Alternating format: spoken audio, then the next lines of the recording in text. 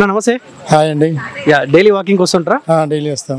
So ఇప్పుడున్న పరిస్థితుల్లో walking important ఏనా? చాలా లైఫ్లో మేము మోస్ట్ మన దిశ కంపల్సరీ ఒక భాగం. అది ఏం చేసినా చేయకుండా వాకింగ్ కంపల్సరీ చేయాల్సిందే. ఓకే, ఎన్ని కిలోమీటర్స్ నడుస్తారన్న డైలీ? డైలీ 5 రౌండ్స్ అంటే ఆల్మోస్ట్ 5 కిలోమీటర్స్ వస్తుంది. ఓకే, ఈ ఓవరాల్ ఈ రౌండింగ్ చేస్తే ఒక రౌండ్ వచ్చేసి 1 km ఉంటుంది. ఓకే, 5 రౌండ్స్ చేస్తాం.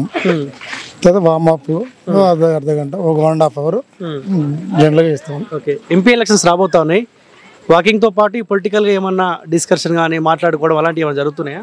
జరుగుతున్నాయి కంపల్సరీ. అదే ఇప్పుడు. ఓకే, ఎట్లుంది సార్ రేవంత్ పరిపాలన? ఎట్లుంది? రేవంత్ పరిపాలన పర్వాలేదు, కానీ ఈసారి గవర్నమెంట్ మాత్రం మోడీ గవర్నమెంట్ అందరూ కోరుకుంటాను. పోగుర్తి అయితే బాగుంటుందని అనుకుంటాను. ఎందుకు మన అసెంబ్లీ ఎలక్షన్లు ఎందుకు అవకాశం వెళ్ళి మరి పోగుర్తికి?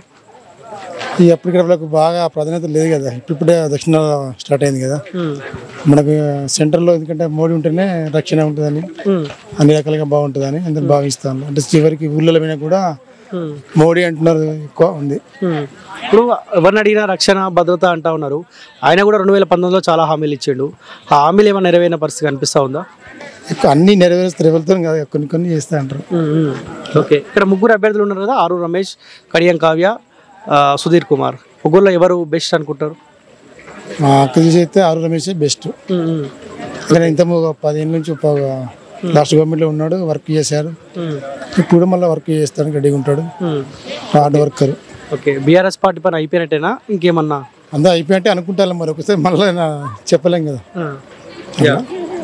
Okay, thank you.